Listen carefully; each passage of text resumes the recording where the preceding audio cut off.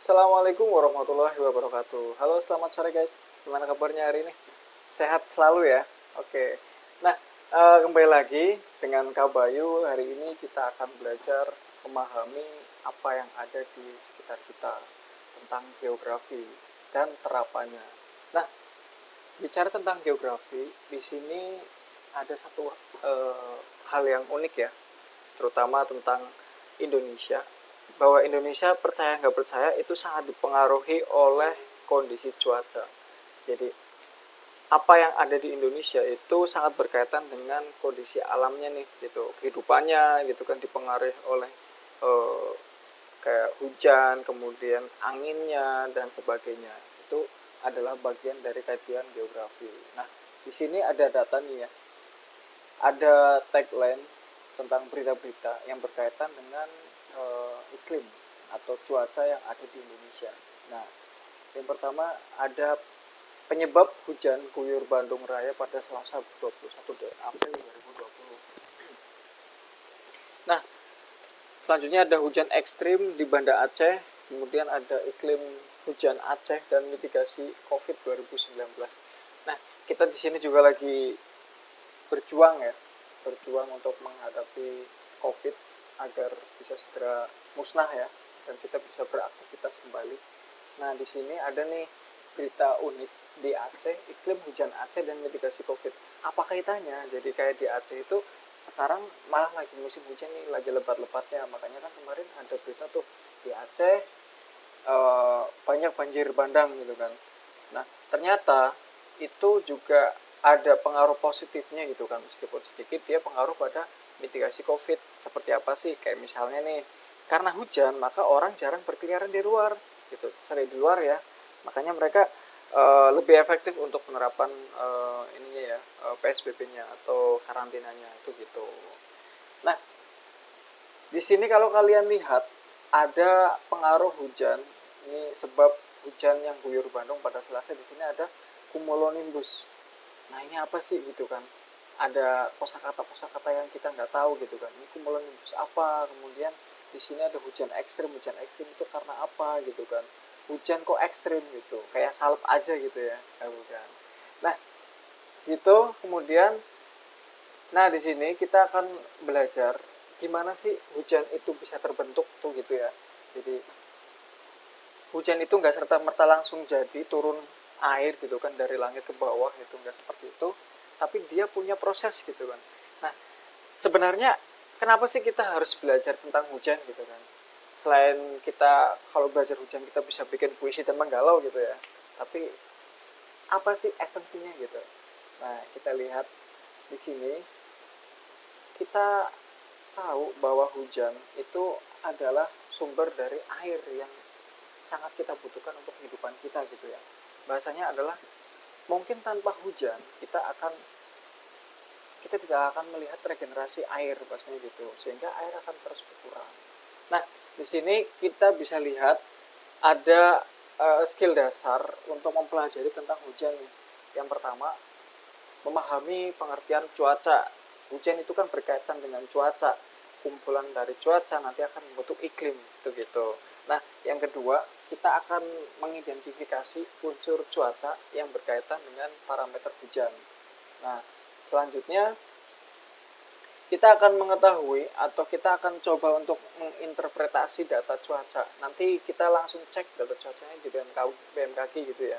Nah, satu persatu akan kita bedah di sini ya. Mulai dari nah, apa sih cuaca itu gitu kan? Orang bilang cuacanya cerah, cuacanya mendung. Oh, ini mau hujan nih bentar lagi. Tapi sebenarnya cuaca itu apa sih gitu ya? Coba ada yang tahu nggak? Nanti kalau misalnya kalian tahu, di dalam hati gitu kan, dijawab apakah sama dengan jawaban kakak di sini gitu, dengan Kak Bayu ya. Oke, cuaca. Bicara tentang cuaca, di sini kita tahu ada hal-hal yang bisa kita lihat dan ada hal-hal yang bisa kita rasa. Maksudnya kita rasakan gerah gitu, kita rasakan panas, kita lihat misalnya kayak hujan gitu kan, petir, itu adalah cuaca. Nah, cuaca apa? Cuaca adalah kondisi udara pada satu wilayah tertentu dalam waktu yang relatif sempit gitu ya. Nah, cuaca nanti ketika terkumpul dalam harian gitu kan, makanya di sini kan waktunya sempit, waktunya cepat, tertentu ya, waktu tertentu berarti kan cepat, kemudian kondisi wilayahnya yang relatif sempit gitu. Artinya cuaca diukur dalam satuan harian, kemudian satuan bulanan, cuaca dalam 1 bulan gitu ya. Kemudian kalau misalnya dalam 1 bulan dikumpulkan dalam bulan-bulan selanjutnya sampai 1 tahun, maka itulah disebut dengan iklim. Begitu. Bahkan puluhan tahun ya kalau iklim itu perubahannya. Tapi kalau cuaca itu perubahannya bisa harian. Sekarang hujan, besok mungkin enggak. Begitu. Jadi kondisi udaranya nih. Nah, selanjutnya di sini kita harus tahu unsur-unsur cuaca itu apa aja sih. Kita kontekskan ya di sini kenapa ada warna merah, karena nanti akan kita fokuskan pada hujan gitu. Sebenarnya semua unsur cuaca itu akan mengarah pada hujan ya, karena hujan itu kayak pungkasan atau pamungkasnya gitu dari semuanya gitu. Nah, kalau kita lihat di sini yang warna merah ada suhu, kemudian curah hujan, kelembapan dan awan. Kenapa? Maksudnya gini, curah hujan itu ada parameter, ada faktor-faktor yang membentuk curah hujan. Apa aja? Yang pertama ada suhu, ya. Kemudian ada kelembaban, awan. Nah, apakah yang dua hal ini, tekanan udara dan angin, tidak mempengaruhi? Mempengaruhi jelas. Angin jelas mempengaruhi, tekanan udara juga mempengaruhi. Tapi di sini yang paling menjadi indikator gitu kan adalah sebenarnya angin juga masuk ya, suhu, kemudian kelembaban, awan dan angin gitu. Karena curah hujan di sini kita akan bahas nanti menjadi satu kesimpulannya gitu. Oke.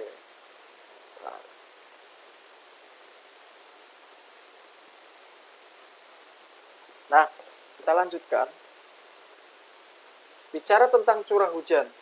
Curah hujan apa sih gitu kan? Tadi kita udah tahu kan cuaca itu apa, tapi kita belum tahu curah hujan adalah bagian dari cuaca tadi itu apa pengertiannya. Oke, jadi curah hujan adalah jumlah air yang jatuh di permukaan tanah datar ya.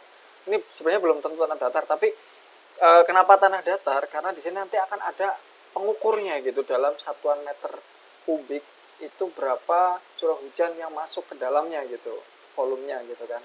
Nah, selama periode tertentu yang diukur dengan satuan tinggi milimeter di atas permukaan horizontal. Bila tidak terjadi evaporasi, runoff dan infiltrasi. Nah, ini artinya apa? Artinya hujan dan curah hujan itu beda. Hujan itu adalah kondisinya, curah hujan adalah besarannya gitu ya. Nah, curah hujan di sini kenapa dia harus di tempat yang rata, karena nanti akan diukur gitu kan. Nggak mungkin kan sebuah tabung bentuknya bergelombang gitu kan. Otomatis di sini bidangnya harus simetris gitu. Dan dengan catatan tidak terjadi evaporasi. Apa sih evaporasi? Evaporasi adalah penguapan gitu ya. Kemudian ada runoff dan infiltrasi. Runoff itu kan artinya air hujan yang kemudian dia turun ke permukaan tanah dan dia mengalir. Itu runoff. Selanjutnya ada infiltrasi. Infiltrasi itu adalah air hujan yang masuk ke dalam tanah gitu. Artinya dapat disimpulkan di sini curah hujan itu seolah-olah kita lagi menampung curah hujan di satu bak gitu, yang dia nggak bisa meloloskan air maupun nggak bisa menguap gitu ya. Nah, itu curah hujan. Oke, kita lanjutkan. Nah, kelembaban. Tadi parameter dari curah hujan, dari hujan adalah apa sih? Yang pertama ada kelembaban udara ya di sini ya pastinya. Ini mungkin kurang bentar. Kelembaban udara. Oke. Nah, kelembaban udara di sini kita ada, sebenarnya kita harus tahu dulu ya, kelembaban udara itu ada kelembaban mutlak, absolut ya, dan kelembaban nisbi. Bedanya di mana? Jadi gini, gampangnya adalah kalau misalnya dalam satu tempat itu gini ya, kamu ada dalam satu ruangan gitu kan, satu kamar, di mana kamar itu ukurannya adalah 20 meter persegi, 20 meter kubik gitu ya. Volume kan satuannya, karena ruangan kan bentuknya dimensi 3. Makanya di situ kandungan uap air yang ada pada satu ruangan itu, nah itulah kelembaban mutlak gitu ya.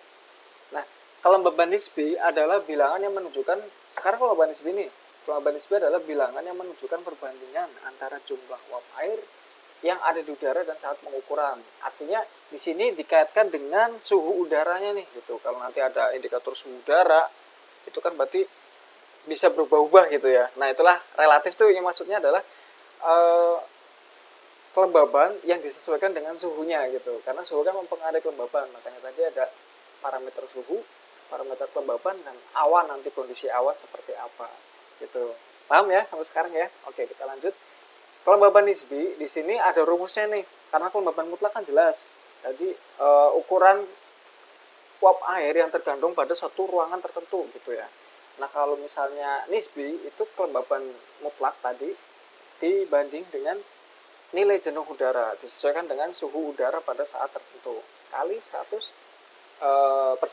Nah, semakin mendekati 100% ya, itu nih ya indikatornya kalau kelembaban udara dia akan semakin mendekati 100, maka potensi untuk hujannya akan semakin tinggi gitu. Karena apa? Karena kan itu akan membentuk penguapan gitu ya. Lembab, udara yang lembab itu dia akan cenderung menguap gitu, karena membentuk titik-titik embun gitu. Nah, titik-titik embun itu dibentuk karena pertemuan udara panas dan udara dingin gitu. Maka nanti akan berkaitan dengan suhu apakah yang nanti akan berpotensi untuk menimbulkan hujan gitu ya. Apakah suhu yang panas atau yang dingin gitu. Nah, kalau kakak kasih informasi ya, kalau hujan itu dia akan mengalami fluktuasi suhu udara yang sangat cepat gitu. Maksudnya sangat jelas, yang tadinya panas kemudian menjadi dingin gitu. Makanya kalau misalnya saat musim hujan itu ada yang dari dingin banget, dari panas banget kemudian menjadi dingin gitu. Makanya kan kalau musim hujan itu banyak orang sakit karena kayak gitu. Ya, ada pengaruh kan di situ. Nah, seperti itu, maka ketika kita lihat nanti angka kelembaban udara semakin tinggi, maka potensi hujan akan semakin tinggi. Apakah langsung berkorelasi? Belum tentu.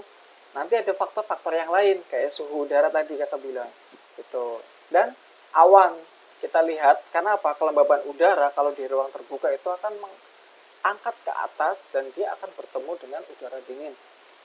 Dan akan membentuk awan. Nah, di sini awan seperti apa yang terbentuk yang dia berpotensi menimbulkan hujan? Nanti kita cek. Oke. Nah, di sini awan ya. Bicara tentang awan, kita fokuskan awan yang langsung berkaitan dengan hujan. Tapi apa sih awan itu? Jadi awan adalah kumpulan uap air dan kristal es pada udara di atmosfer. Nah, bagaimana proses terbentuknya? Nih ya, di sini kita lihat bahwa air yang dipanaskan oleh matahari dia kemudian menguap. Nah, ini kan pemanasan ya, penyinaran. Berarti kan di sini ada proses pelembaban atau penguapan gitu kan. Udaranya akan lembab nih, gitu kan. Akan mengandung uap air yang jenuh. Dia akan naik ke atas, tapi ketika di sini tidak bertemu dengan udara dingin, maka akan tidak terbentuk tuh uap itu kan udara ya. Nah, ketika naik dia bertemu udara dingin, maka disitulah akan proses terbentuknya pengembunan gitu atau titik-titik air hujan atau yang disebut kondensasi. Makanya di sini harus udaranya yang lebih dingin gitu. Maka kemudian akan terbentuklah gumpalan-gumpalan awan yang semakin jenuh dan akhirnya timbullah hujan begitu. Nah, di sini sebenarnya banyak jenisnya, tapi kita fokus pada awan yang akan menimbulkan hujan gitu ya. Kita lihat. Oke. Sana nih.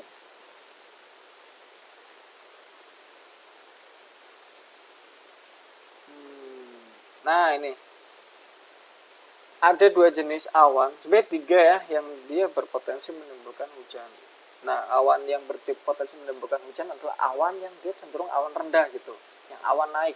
Apa sih? Ada dua, yang paling utama adalah cumulus dan cumulonimbus.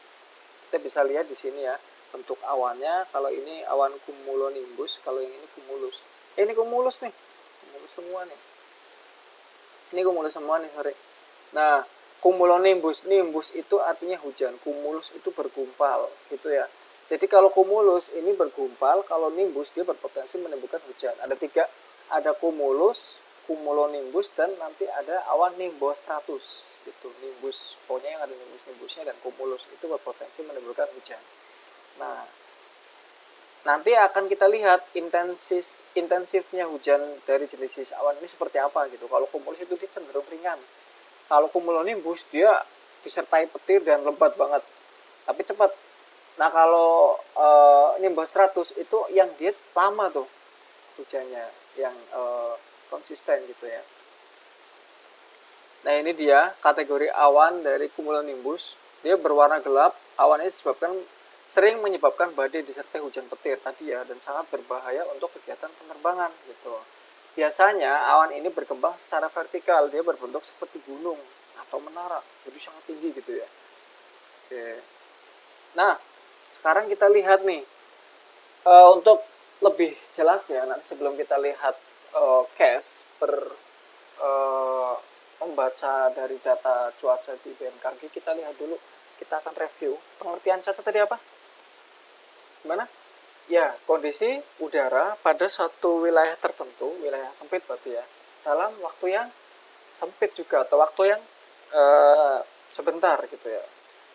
Nah, kalau misalnya di sini kita coba tanyakan unsur-unsur cuaca, tadi ada apa? Ada 6 ya. Ada yang berkaitan langsung dengan curah hujan apa? Suhu, ya. Kemudian adalah apa lagi? Kelembaban udara dan awan, betul. Satu lagi, harusnya apa tadi? Dan tekanan udara, satunya lagi kan suhu, tekanan udara, kelembaban, awan, kemudian apa lagi satunya? Yo, ini loh. Coba kita lihat. Nah, angin, nggak ada angin, maka akan tidak, uap airnya dia tidak akan bergerak gitu ya. Uap air kan dia harus dibawa oleh medium. Nah, mediumnya apa? Mediumnya adalah angin gitu. Oke, kita lanjutkan. Di sini nih pertanyaannya muncul nih. Tadi udah unsur cuaca, kemudian sekarang kita menghitung kelembaban nisbi dan relatif. Nisbi dan mutlak. Di sini kelembaban mutlaknya berapa? Udara di sebuah ruangan laboratorium bervolume 27. Ini kan ya, dalam satu ruangan yang bervolume atau berukuran 27 meter persegi kubik ya, mengandung uap air sebanyak 360 gram. Berarti gimana? Berarti kan kita harus hitung per 1 meter kubiknya. Berarti 360 dibanding dengan 227. Hasilnya berapa? Hasilnya 20. Berapa sih hasilnya? Coba dihitung. Berarti kan 360 dibagi 27 sama dengan ini 13,33 ya meter kubik. Nah, kemudian dibagi ini kan kelembaban mutlak nih udah ketemu, maka kita bagi dengan kelembaban relatifnya. Pada suhu 21 derajat Celcius ternyata ada uap air sebanyak 18,5 gram gitu kan. Nah, maka kita langsung ketemu nih hasilnya berapa nih, coba kita hitung ya. Maka langsung hitung aja kayaknya nih. 13 kali 100% dong, kan harus ada persen. Sama dengan berapa? Coba hitung ya bareng-bareng. Kali bagi 18,5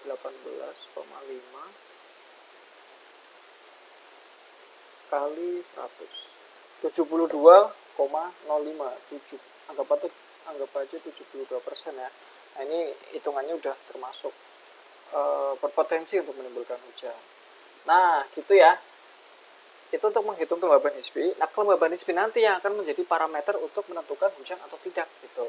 Kita lihat di sini, silakan coba tantangan ya, ada 3 soal. Awannya seperti apa, seperti ini, kira-kira berpotensi hujan atau tidak gitu. Ini kalau kakak lihat ini adalah awan stratus ya, awan stratus ini suhunya tinggi dan kelembabannya ini tidak berpotensi hujan. Kalau ini awan cumulus tadi ya, dia berpotensi dan suhunya pun cukup rendah gitu. Maka di sini dikatakan semakin rendah suhu maka dia akan berpotensi untuk membentuk embun atau titik-titik air hujan. Apalagi kelembabannya udah semakin tinggi, maka di sini berpotensi hujan. Ini jelas ya, berpotensi hujan. Oke, seperti itu. Nah, kita lihat data nih. Nah, di sini ada data. Coba kita bandingkan ya. Di sini contohnya adalah provinsi mana nih? Provinsi Sumatera Selatan di Palembang. Ini real ya, update Selasa per 19 Mei. Di sini tanggal 16, sorry, 6 jam 16 tadi berarti ya. Itu cerah berawan nih. Nah, nanti jam 19.00 di sini berawan. Berarti kan lebih berpotensi hujan. Nanti di jam 10 ternyata di sana hujan petir gitu. Artinya memang sudah hujan gitu ya. Kita lihat, bandingkan ya. Ternyata di sini kelembabannya kalau suhunya saat cerah berawan itu lebih tinggi daripada yang dia sudah menuju pada arah hujan gitu ya. Benar kan, tadi ada korelasi gitu ya, semakin tinggi, semakin rendah suhu maka dia akan berpotensi membentuk titik air hujan gitu. Nah, ini di apa lagi nih? Ini kelembaban 90, ini 95, ini 95. Nah, gitu ya. Jadi dia akan mengarah pada semakin tinggi, maka akan berpotensi membentuk penguapan gitu. Menguap dulu, kemudian karena suhu yang rendah atau dingin, maka dia akan membentuk titik air hujan gitu ya. Nah, seperti itu. Dan satu lagi angin tadi ya. Oke. Ini ada tekanan udara, angin, kecepatannya seperti ini. Seperti itu, kira-kira sudah paham? Ternyata korelasi antara kelembaban, curah hujan, kelembaban, kemudian ada awan dan suhu udara, dia akan membentuk satu kesimpulan, akankah terjadi hujan pada saat itu atau tidak gitu. Oke, silakan dicermati, diamati, dipelajari. Inilah proses terbentuknya hujan. Kita bisa memprediksi dengan 3 parameter tersebut. Thank you semuanya, selamat sore dan assalamualaikum warahmatullahi wabarakatuh.